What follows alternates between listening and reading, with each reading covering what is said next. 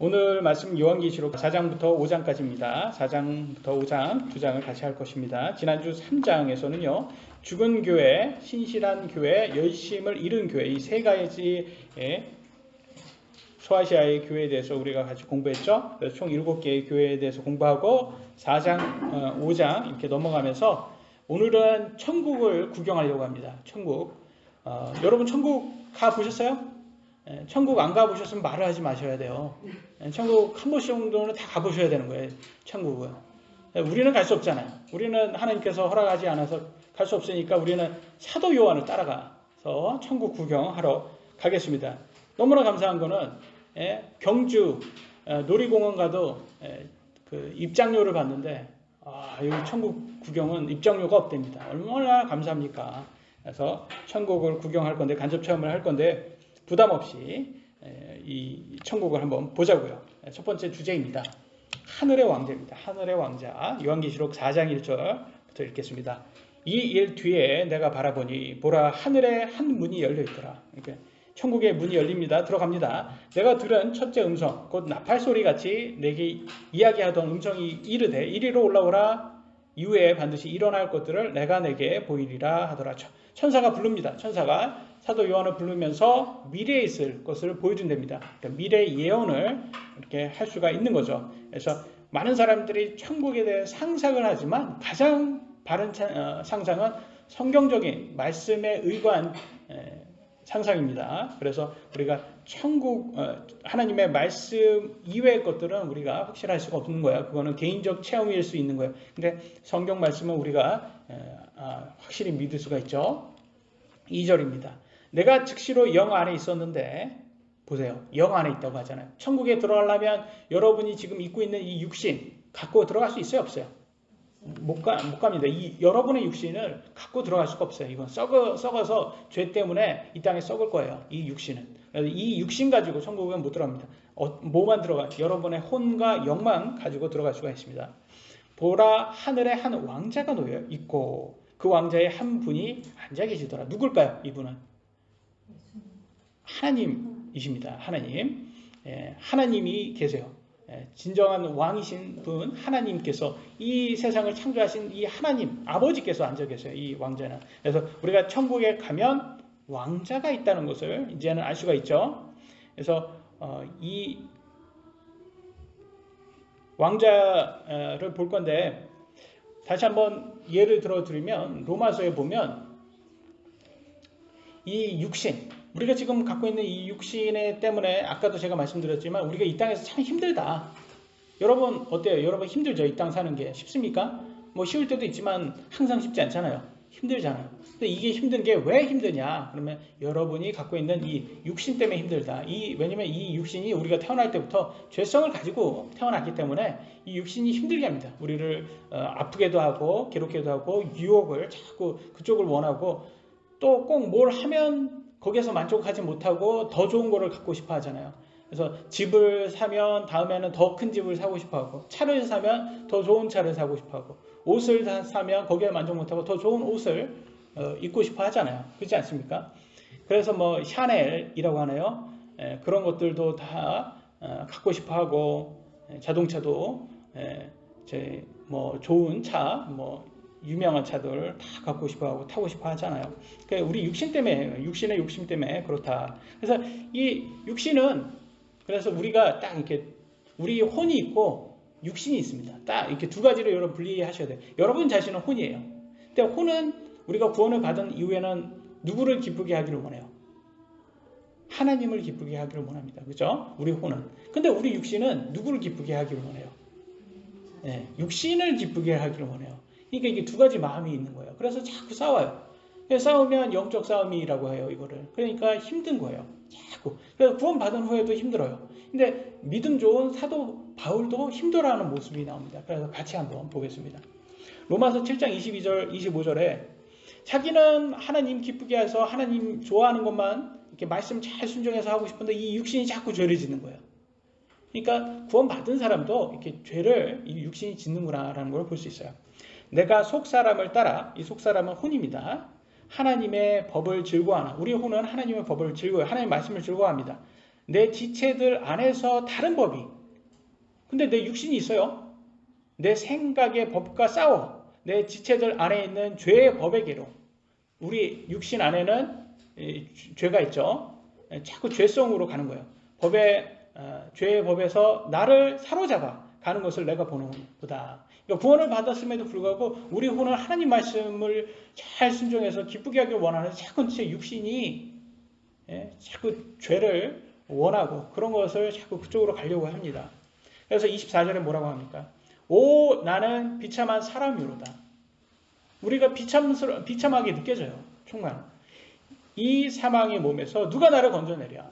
그러니까 이 육신 가지고는 우리가 구원 받을 수 없다는 것을 알게 될 수밖에 없습니다. 여러분 육신 어때요? 여러분 하나님 즐겁게 합니까? 아니면 여러분 육신이 자꾸 죄를 원합니까? 죄를 원하잖아요. 그러니까 자꾸 우리가 참 비참하구나. 소망이 없구나. 누가 없으면 소망이 없다. 부활이 없으면 소망이 없다. 그러니까 부활하신 예수님이 오직 우리의 소망이구나라는 걸 깨닫게 됩니다. 그래서 25절에 예수 그리스도 우리 주를 통하여 내가 하나님께 감사합니다. 왜냐하면 우리의 소망 되시는 분, 우리를 구원해 주시는 분 예수님 오시는, 그러니까 우리 크리스찬들은요 부활이 없다면 가장 비참한 사람들이에요. 근데 교회인데도 부활을 믿지 않고 부활을 가르쳐 주지 않는다? 그 교회는 진정한 교회가 아니라는 거예요. 부활을 가장 크게 중요하게 생각해야 되잖아요. Libby, can you get the cough drop and then give the audience bomb? Thank you.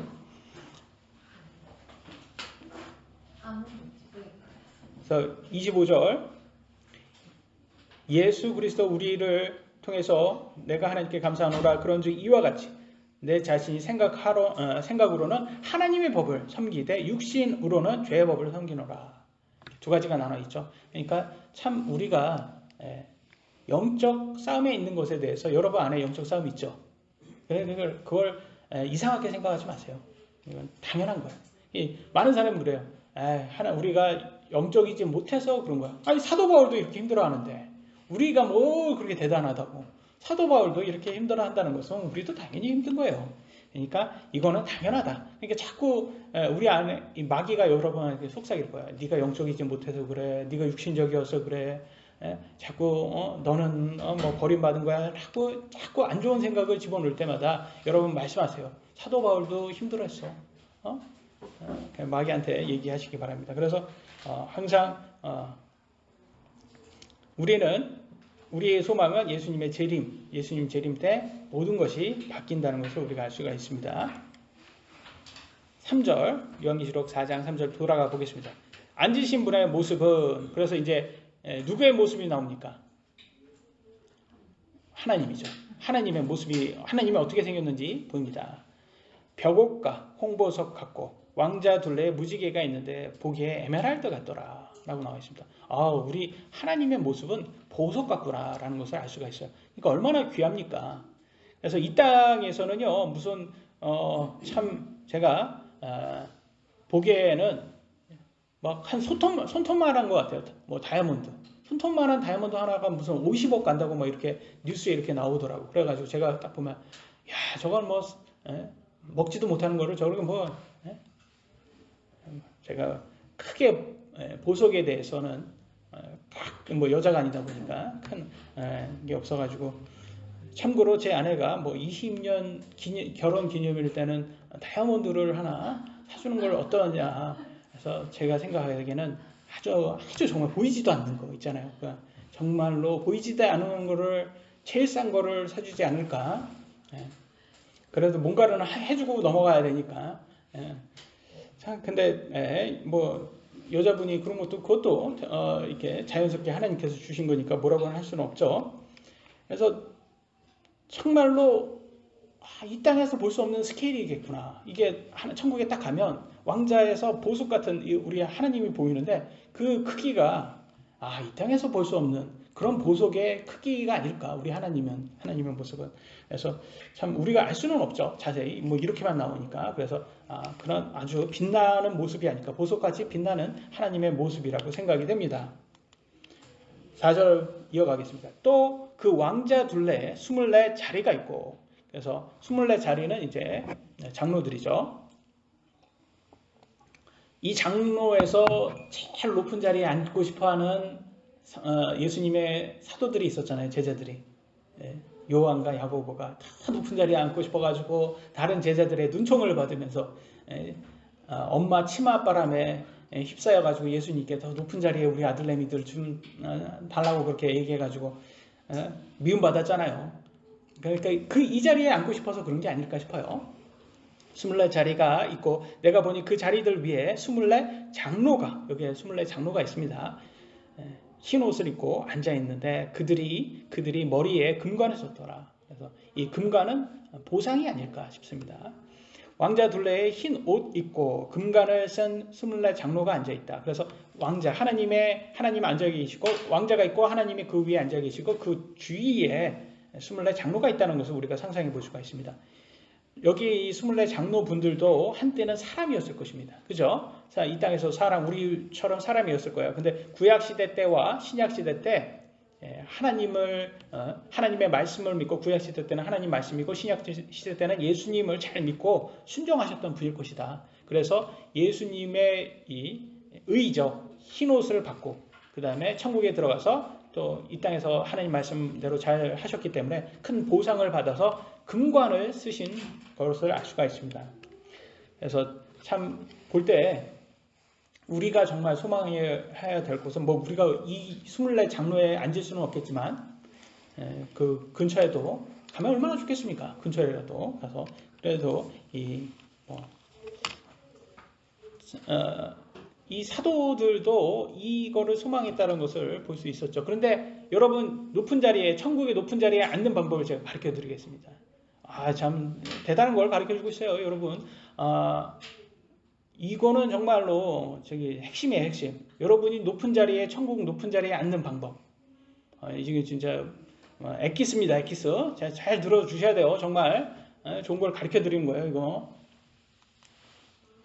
예수님께서 이렇게 말씀하십니다. 마태복음 20장 26절 27절 너희끼리는 그리하지 말지니 너희 가운데 누구든지 크게 되고자 하는 자는 천국에서 크게 되고자 하는 자는 너희를 섬기는 자가 되고 너희를 누구입니까? 교회를 섬기는 자가 교회의 지체들이죠. 그래서 예수님의 지체인 교회를 섬기는 자가 되고 너희 가운데 누구든지 으뜸이 되고자 하는 자는 천국에서 으뜸이 되고자 하는 자는 너희 종이 될지니라. 그래서 교회의 종이 되라. 교회를 섬기는 사람이 되라 라고 나와 있습니다. 그러니까 방법은 그거예요. 이 땅에서 으뜸이 되려고 하지 마시고 이 땅에서 나를 높이는 사람이 되려고 하지 마시고 오히려 교회를 섬기시는 그런 분들이 되셔야지 천국에서는 예수님께서 우리를 높여주신다고 약속하셨어요. 그러니까 이 말씀을 들으면 이 땅의 그 사이비 교주들 천국에도 못 가겠지만 이 사람들은 높여질 수가 없는 거예요. 왜냐하면 이 땅에서 으뜸이 되려고 하는 사람이 으뜸으로 그렇게 대접을 받잖아요. 근데 천국에서는 천국에 들어갈 거라고 생각지도 않지만 만에 하나 들어간다 해도 아마 제일 밑바닥으로 들어가지 않을까라는 그럼 교주가 아니겠죠. 교주는 아니겠지만 하여간 목사들 중에서도 저는 이 땅에서 굉장히 그 왕처럼 군림했던 그런 목사들은 천국에서는 가장 밑바닥으로 가지 않을까 싶어요. 왜냐하면 진정으로는 예수님께서 섬기는 사람이 높은 위치에 세워주신다고 하셨습니다. 그러니까 이 말씀대로 우리가 잘 선택을 해야 돼요. 여러분 태어날 때 여러분 집안 환경이라든지 여러분 성별이라든지 국가라든지 하나라도 정하신 분 있으세요? 나는 여자로 태어나고 싶었어. 나는 대한민국 국적을 가지고 태어나고 싶어서 나는 우리 집안 여러분 김씨라든지 유씨라든지 문씨라든지 박씨라든지 나는 선택하고 싶어서 더 하신 분 있어요. 저는 별로 저희 집안이라든지 이렇게 제가 조선시대를 별로 안 좋아했다는 거는 저희 집안이 양반이 아니어서 그래요. 저희가 양반이었으면 조선시대를 좋아했을 겁니다. 저는 10%의 그 부자 양반들이 아니었고 아마 50% 밑에 노예 쪽에 가깝지 않았을까. 저희 집안을 이렇게 보건대. 그러니까 더욱더 제가 조선을 별로 좋아하지 않습니다. 그래서 지금 북조선을 더욱더 싫어합니다. 지금은 거기는 아직도 조선이잖아요. 저기 왕이 군림하는 조선 왕이 아직도 있어요. 뚱뚱하신 분. 그런데 우리는 하나도 선택한 게 없어요. 그럼 누가 선택한 거예요? 우리의 성별이라든지 이런 거를. 하나님이 선택한 거예요. 하나님이. 그러니까 이 땅의 삶은 우리가 선택할 수 있는 게 극히 제한되는구나 라는 걸 깨달아요. 근데 천국은 아니라는 거예요. 천국은 이 땅의 삶에서 우리가 어떤 믿음을 가지고 어떻게 살았냐에 따라서 우리가 예수님 말씀대로 잘 교회를 섬기고 했을 때 천국에 가서는 높임을 받는다고 합니다. 그러면 이거는 결과적으로 우리의 선택인 거잖아요.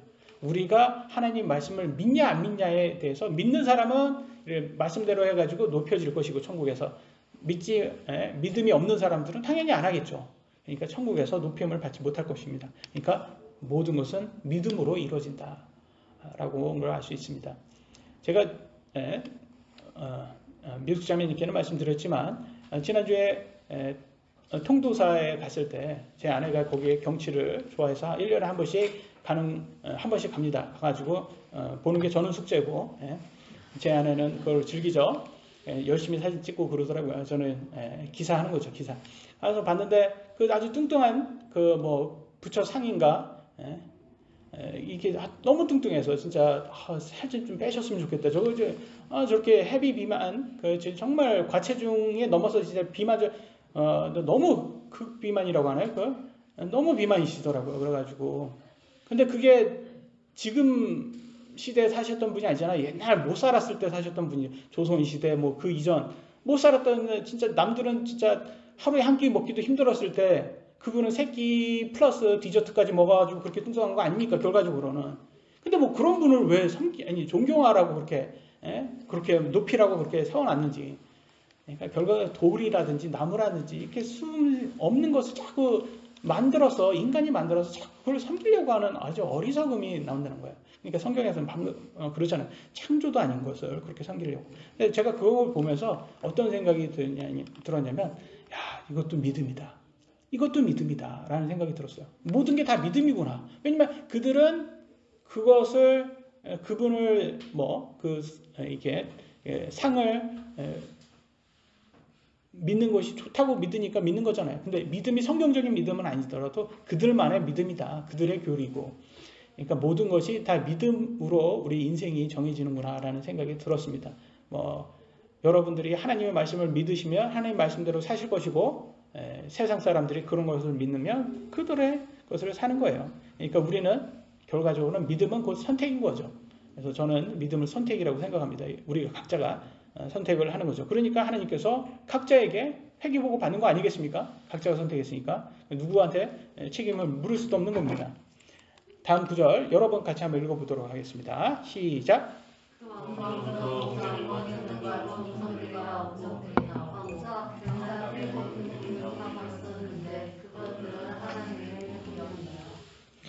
아멘. 그 왕자로부터 번개들과 천둥들과 음성들이 나오고 하나님의 말씀이 천둥들과 번개같이 그런 것들이처럼 봅니다.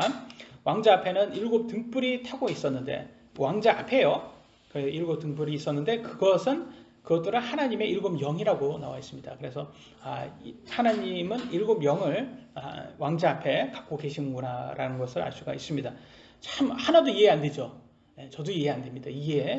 번개들과 천둥들이 뭔지. 근데 참 복수로 써였기 때문에 정확히 정말 알 수가 없고 또 특히 2000년 전에 살았던 사도 요한이 말한 거기 때문에 이게 인공적인 것, 지금 현재는 인공적으로 사람이 만든 그런 빛 같은 것이 많잖아요. 모든 도구에 다 달려있고 기계에 다 달려있잖아요. 근데 이때 당시에는 빛 그러면 다 천둥 들고 번개들이 아닐까요? 지금 만약 미사일이 딱 나오는 것을 2000년 전 사람이 본다면 아니 저게 나무 통학과 번개가 나오네 그렇게 표현하지 않겠습니까? 2000년 전 사람이라면.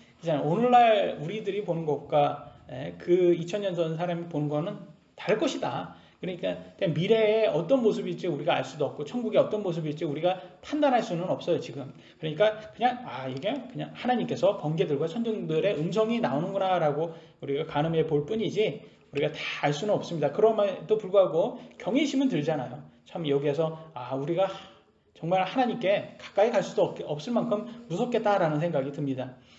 그래서 저는 제 생각에는 여기에서 7 영은 하나님께서 이 소아시아의 7 교회에게 하나님의 7 영으로서 사용을 하신 것으로 생각이 됩니다. 그래서 자세히 우리가 알 수는 없지만 이렇게 그냥 모르는 것은 미래에 대해서 아니면 천국에 가서 알자고요. 그래서 넘어가야지. 자꾸 모르는 걸 하나님께서 말씀하지 않은 것까지 막 자꾸 알려고 하면 이상한 교리로 빠지는 경우가 많습니다. 그래서 이단들이 꼭 이 요한계시록을 잘 사용해요. 왜냐하면 확인이 어렵거든요.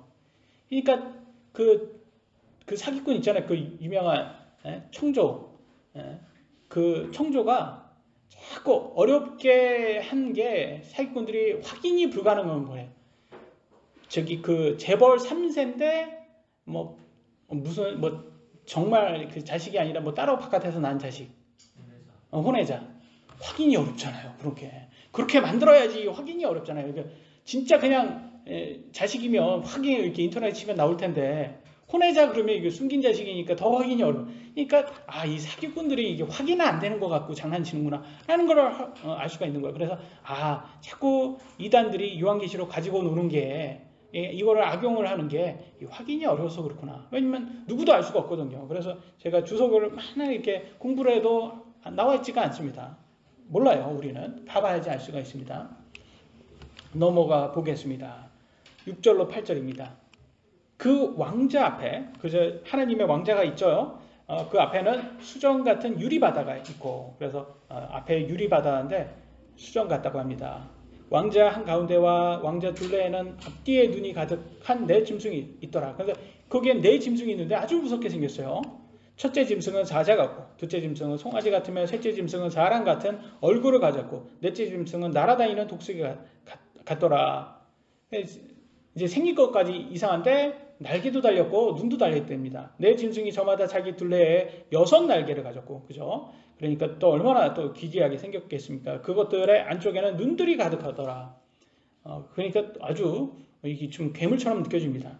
그들이 밤낮 쉬지 않고 이르기를 거룩하다 거룩하다 거룩하다 주 하나님 전능자여 그분은 전에도 계셨고 지금도 계시고 앞으로 오실 이시로다 하고 그러면 이 짐승이 하나님을 찬송하고 있어요. 그러고 보니까 이거는 나쁜 짐승이 아니잖아요. 좋은 짐승이잖아요.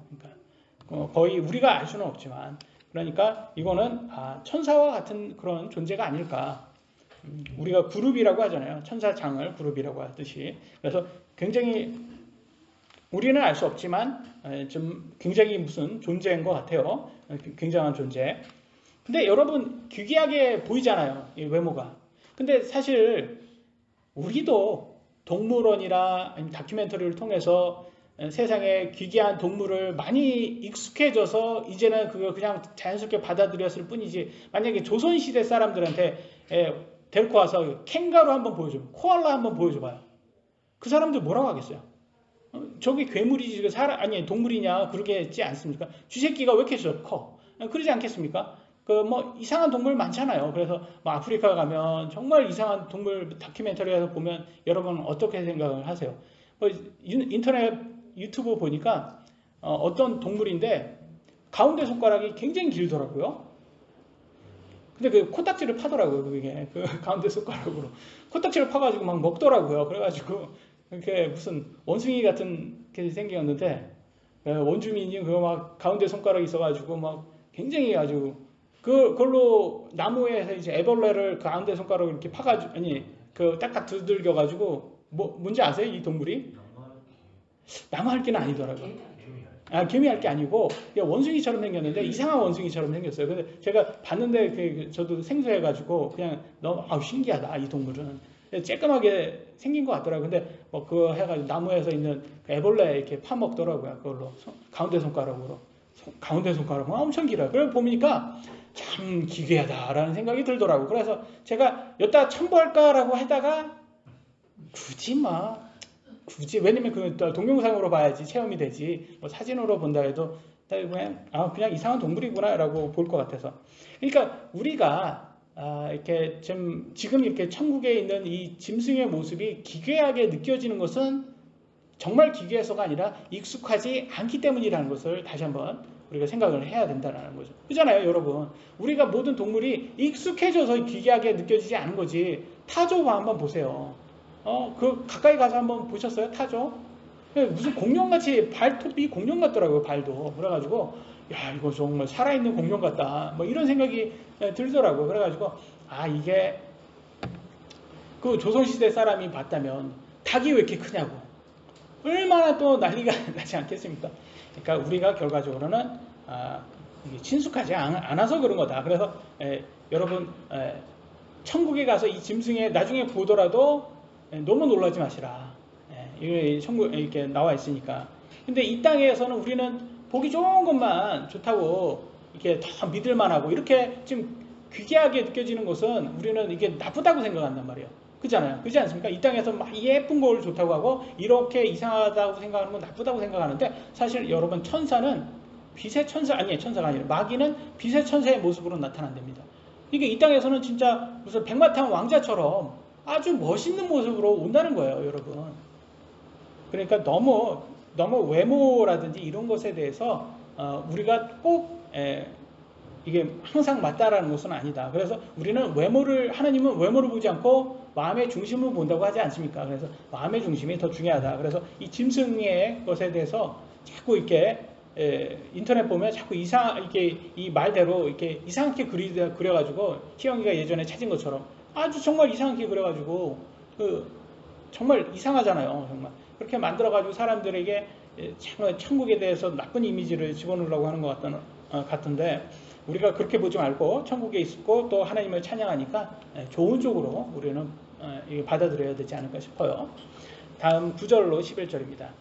그 짐승들이 왕자에 앉으신 분 하나님이겠죠. 곧 영원무궁토록 살아계시는 분께 하나님께 영광과 존귀와 감사를 드릴 때 영광과 존귀와 감사를 드린답니다. 24 장로가 왕자에 앉으신 분 앞에 엎드려 영원무궁토록 살아계시는 분께 경배하고 자기들의 관을 왕자 앞에 던지며 이르되 그래서 이 24 장로들도 자기의 관을 하나님께 드린다는 것을 볼 수 있어요. 그 말은 뭐겠습니까? 모든 영광을 하나님께 인정을 한다고 하나님께 드린다는 것을 알 수 있어요. 천국에서 모든 공은 하나님이 것이다. 이 땅에서도 그러잖아요. 이 땅에서도 북한이 정말 우리나라처럼 치킨을 1인당 하나씩 먹을 수 있겠습니까? 그렇게도 못하는데도 모든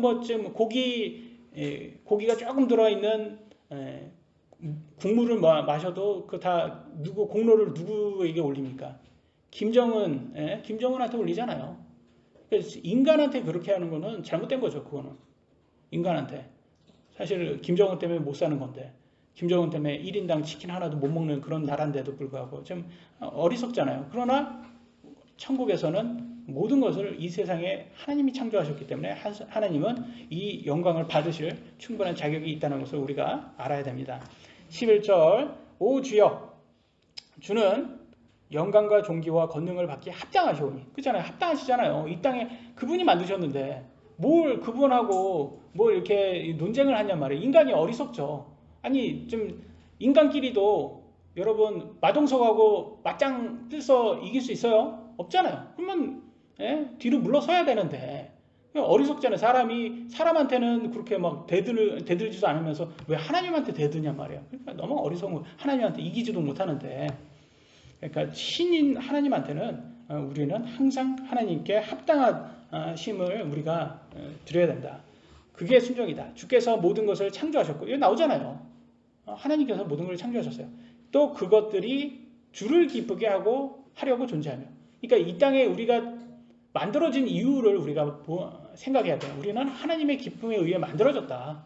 창조되었나이다 하더라. 여러분 컴퓨터를 여러분이 만들었어요. 조립을 했어요. 왜 여러분 컴퓨터를 조립했어요?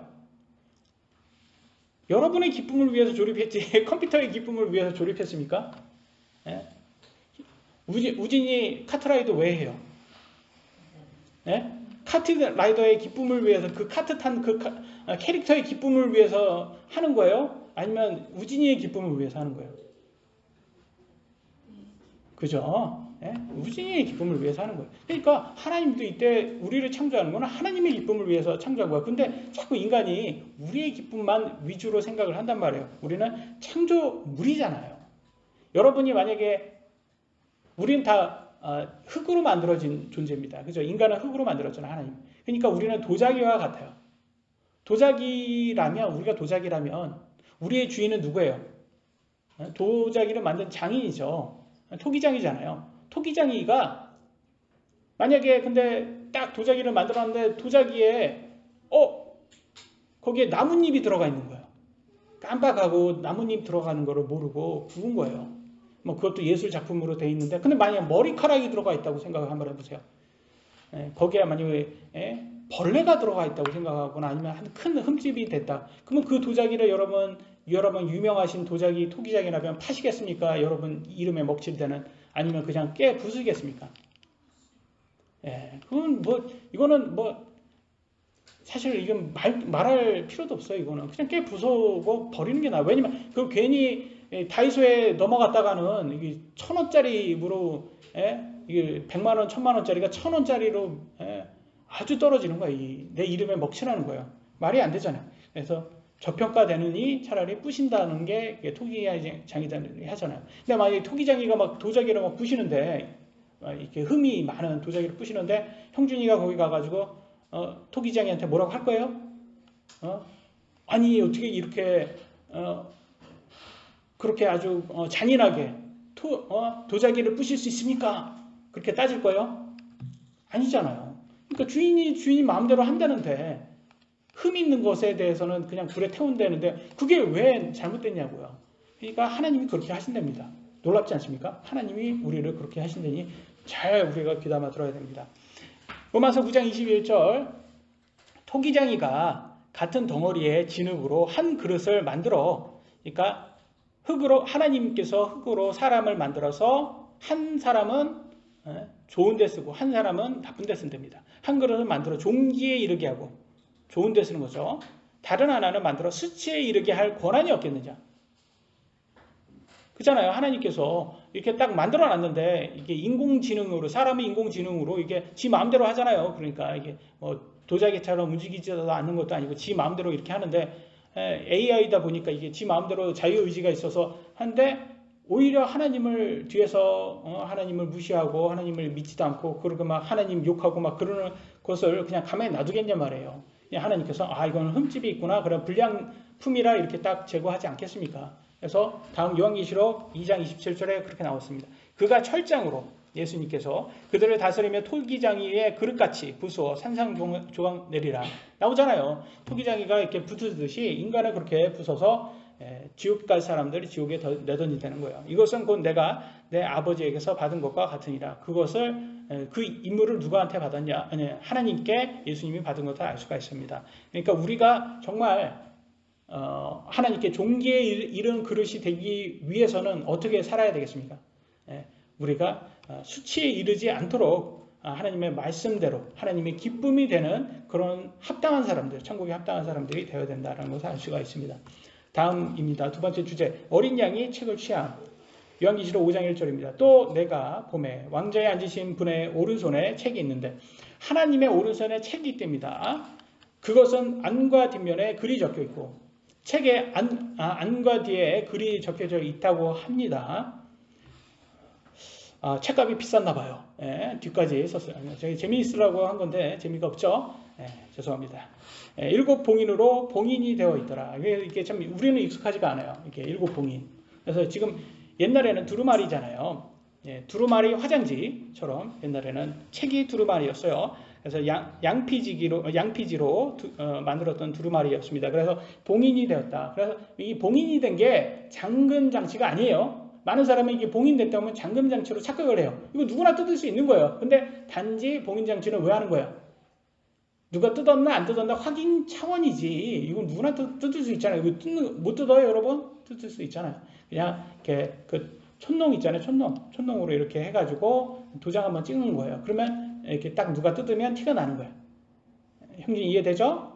그래서 봉인을 한 거예요. 그래서 옛날에는 누가 뜯었는지 안 뜯었는지 확인 차원으로 이렇게 하는 거야.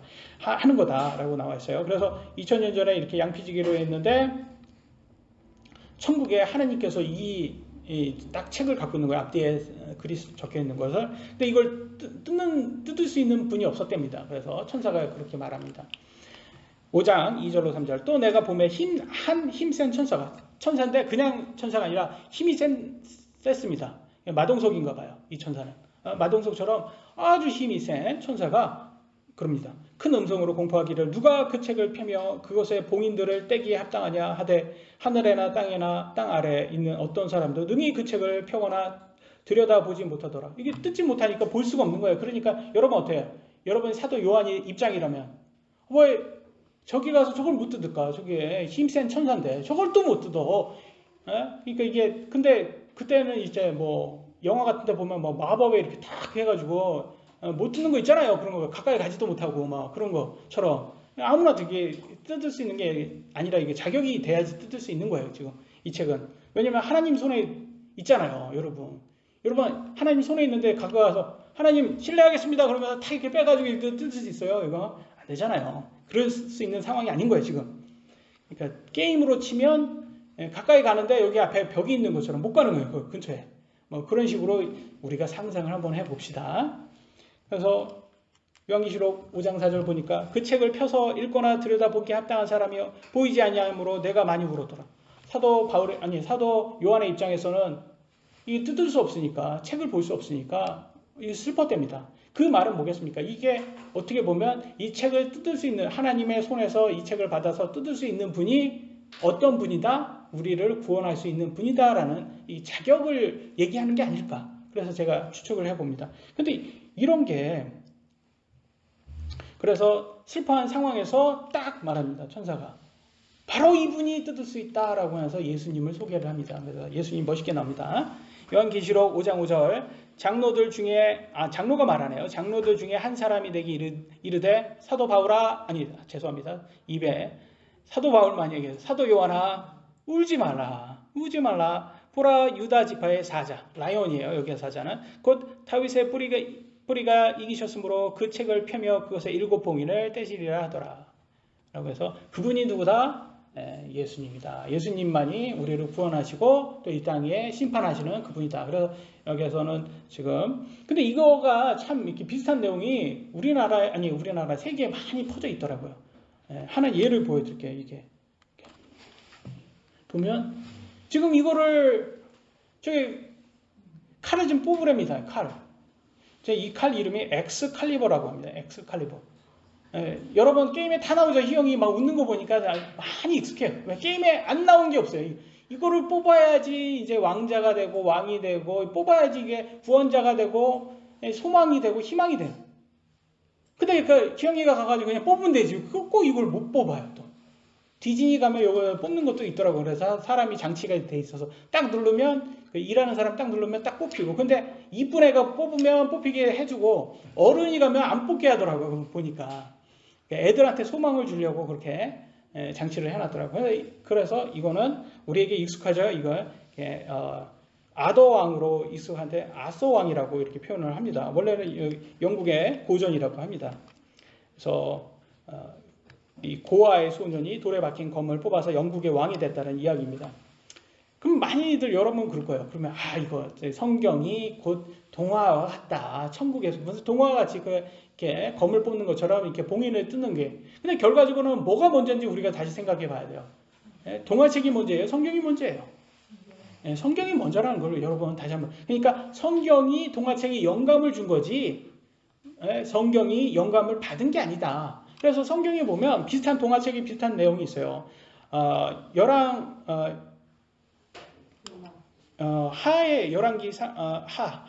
하에 6장에 보니까 엘리사가 물속에 떨어진 새로 된 도끼 머리를 이렇게 뜨게 하더라고요. 그럼 뭐 생각나요? 금도끼, 은도끼 생각나잖아요. 이렇게 도끼가 이렇게 떠요. 그러니까 거기에서 이 도끼가 금도끼냐 은도끼냐 그렇게는 안 합니다. 엘리사가 그렇게는 안 하는데 그냥 건져서 주더라고요. 거기에는. 근데 이게 도끼가 뜬다는 거 얘기 들으니까 이거 금도끼 은도끼네. 또 요나 이렇게 딱 읽어보면 거기에 누가 나와요? 거기에 저기 피노키오 제페토 할아버지 나오잖아요. 제페토 할아버지가 여기 왜 나와? 근데 알고 보면 뭐가 먼저예요? 요나가 먼저잖아요. 그러니까 피노키오 할아버지는 제페토 할아버지는 나중에 영감 받아서 그 저자가 쓴 거잖아요. 그러니까 카피라이트이 누가 있어요? 성경이 있는 거죠. 하나님 말씀이 카피라이트인데 우리는 그게 먼저 세상의 것을 먼저 이렇게 받아들여 가지고 그게 카피라이트라고 원작자를 착각하고 있는 거다. 그러니까 성경에서는 이런 이 봉인을 떼는 이분이 예수님이고 예수님이 우리의 왕이 되시잖아요. 그래서 이 세상의 왕이 되시는. 그런데 그것이 이제 그게 주일학교 아이들에게 잘 가르쳐 주려고 와전되는 데서 전설이 되지 않았을까라고 제가 추측을 해봅니다. 그래서 우리 예수님께서 이렇게 보이는 게 나옵니다. 6절을 보니까 또 내가 보니 보라 왕자와 내 짐승이의 한가운데와 장로들의 한가운데에 전에 죽임을 당한 것 같은 어린 양께서 서 계시더라. 이 어린 양이 바로 예수님이라는 걸 알 수 있죠. 그분께서 7뿔과 7눈이 있었는데 이것들은 온 땅으로 보내어진 하나님의 7영이다. 그래서 그분께서 7영을 가지고 제 생각에는 소아시아의 7교회를 이렇게 하시지 않을까, 이렇게 주관하시지 않을까라고 생각이 됩니다. 7절로 8절 보겠습니다. 그분께서 나오사 왕자에 앉으신 분의 오른손에서 그 책을 취하시니라. 예수님께서 이제 하나님께서 갖고 있는 책을 이렇게 딱 받으시죠. 그래서 그분만이, 예수님만이 구원자시는 것을 이렇게 우리에게 증명을 하는 것을 볼 수 있습니다. 그분께서 그 책을 취하심에 내 짐승과 24 장로가 저마다 하프와 향이 가득한 금병들을 가지고 어린 양 앞에 엎드리는데 이 향은 성도들의 기도라. 그래서 향이 담겨져 있는 금병이 나오는데 이 향은 우리들의 기도랍니다. 성도들의 기도. 그래서 이 기도가 우리의 기도가 하나님께는 이게 향처럼 이게 달콤하고 향기롭구나라는 것을 알 수가 있어요. 그래서 우리는 항상 기도를 해야 된다는 걸 알 수 있습니다. 마지막 주제입니다. 종기를 받기에 합당하신 어린 양. 요한계시록 5장 9절입니다. 그들이 새 노래를 불러 이르되 주께서 그 책을 취하시고 그 책의 봉인들을 열기에 합당하시나이다. 그래서 예수님께서만 오직 합당하다는 것을 지금 찬양하고 있어요. 주께서 죽임을 당하시고 주의 피로 모든 족속과 언어와 백성과 민족 가운데서 우리를 구속하사 하나님께 드리셨으며, 그래서 이 세상 전 세계에 여기서 모든 족속과 언어와 백성과 민족이라는 것은 모든 국가를 말합니다. 모든 국가와 민족을 말합니다. 그래서 거기에서 유일하게 우리를 구원하실 수 있는 분은 예수님밖에 없다는 것을 알 수가 있습니다. 거기에서 이거를 찬송하고 찬양하는 것을 볼 수 있어요. 10절입니다. 또 우리 하나님을 위해 우리를 왕과 제사장으로 삼으셨으니 우리가 땅에서 통치하리라 하더라 라고 말하고 있어요. 그러니까 장로가 이 땅을 통치하는 것이고 성도들이 그 땅을 앞으로 올 땅을 통치할 것을 알 수가 있습니다. 그러니까 여러분, 우리가 천국에 가면 천사와 같이 되고, 그리고 우리가 천년왕국에서는 예수님과 함께 제사장이 돼서, 왕과 제사장이 돼서 그 땅을 다스린다고, 통치한다고 하고 있어요. 그러니까 얼마나 큰 특권입니까? 이 땅에서도 우리는 못하잖아요. 여러분 여기에서 정치인들 있어요? 없잖아요. 우리는 그렇게 대단한 사람도 아닌데 천국에서는 그렇게 높은 대접을 받는다고 합니다. 그러니까 이 천국에 간다는 게 얼마나 큰 특권인지 우리가 다시 한번 확인할 수가 있습니다. 11절 또 내가 보고 왕자와 짐승들과 장로들을 둘러싼 많은 천사들의 음성을 들었는데 그들의 수는 만만이요 천천이더라. 우리나라 말은 이제 만만 그러면 내가 너한테 만만하냐 뭐 그래가지고 이게 만만이 자꾸 그렇게 하는데 이게 만의 만이라는 거예요. 만 곱하기 만. 1억 명이라든지 천 곱하기 천. 그러니까 뭐 100만 명. 천사 수가 너무 많다라는 거죠. 그러니까 이 천국에서는 천사가 가득하다는 것을 알 수가 있어요. 천국에 여러분 천사 한 명이 사람하고 싸운다면 천사가 무조건 이길 거 아닙니까? 근데 그렇기 때문에 우리가 천사 마귀도 그렇지만 강하다는 것을 우리가 알 수가 있습니다. 그러니까 천국에는 이렇게 천사가 많구나는 것을 깨달을 수 있고, 예수님도 말만 한마디만 하면 천사가 와서 구하신다고 얘기했어요. 십자가 가기 전입니다. 베드로에게 이렇게 말씀하십니다. 마태복음 26장 53절로 54절. 너는 내가 지금 내 아버지께 기도하여 당장이라도 그분께서 12군단이 넘는 천사들을 내게 주시도록 할 수 없는 줄로 생각하느냐? 그러나 그리 되면 반드시 이렇게 되리라 한 성경 기록들이 어떻게 성취되겠느냐 하시더라. 그러니까 보통 한 군단 그러면 한 2,000명 이상이에요. 그러니까 한 최소 24,000명의 천사를 예수님 말만 한마디 하면 와서 구해주신다는 거예요. 십자가에 안 가고. 근데 그렇게 하면 구약에 십자가에 어린 양께서 우리의 죄를 위해서 돌아가신다. 이게 성취가 안 되잖아요. 그러니까 예수님께서 자진해서 성취를 위해서 하나님의 말씀에 성취하기 위해서 이렇게 순종하셨다라는 것을 알 수가 있습니다. 결과적으로는 그래서 아마게돈 전쟁에 앞으로 있을 아마게돈 전쟁에서 예수님께서 다 승리를 하실 것을 우리가 확인할 수가 있어요. 예수님한테 어떻게 감히 이길 수 있겠습니까? 그래서 우리 이기는 편 우리 편이 아니라 우리가 이기는 편에 서야지 똑똑한 거고 지혜로운 거예요. 그렇지 않습니까, 여러분? 그러니까 지는 편에 딱 서고 막 응원만 하는 거. 이기는 편 우리 편 해봤자 집니다. 그 편은. 그러지 마시고 이기는 편에 딱 쓰셔가지고 우리 편은 이긴다라고 해서 기뻐하시는 게 낫잖아요. 근데 예수님께서 예언하셨잖아요. 우리 편이 이긴다. 예수님이 이기신다. 그러니까 예수님 편에 쓰는 사람들이 지혜로운 사람이다라는 걸 알 수가 있어요. 요한계시록 5장 12절 그들이 큰 음성으로 이르되 죽임을 당하신 어린 양께서 권능과 부와 지혜와 힘과 존귀와 영광과 찬송을 받기에 합당하시도다 하더라. 그래서 우리 예수님만이 하나님과 예수님만이 우리에게 영광 받기에 합당하심을 볼 수가 있습니다. 그래서 우리가 정말 사람한테 여러분 영광을 드릴 것인지 아니면 그 이상하게 우리가 만든 나무나 돌로 만든 그런 우상에게 영광을 드릴 것이지 얼마나 어리석습니까? 근데 아니면 이 세상에 창조하신 하나님과 예수님께 영광을 드릴 것인지 우리가 판단해야 된다. 우리가 선택해야 된다는 것을 알 수가 있습니다. 5장 13절입니다. 또 내가 들으니 하늘과 땅 위와 땅 아래에 있는 모든 창조물과 바다에 있는 것들과 그것들 안에 있는 모든 것들이 이르되 왕자에 앉으신 분과 어린 양께 찬송과 존귀와 영광과 권능이 영원 무궁토록 있으리로다 하더라. 그래서 어차피 천년왕국 시대 되면 그때는 모두가 다 하나님과 예수님께 찬양할 수밖에 없어요. 그때 되면. 왜냐면 눈으로도 보이기 때문에. 그러니까 어차피 그분이 다 승리하시고 할 건데 정말 지혜로운 사람이 되려면 예수님 편에 서야지 그게 지혜로운 사람이다.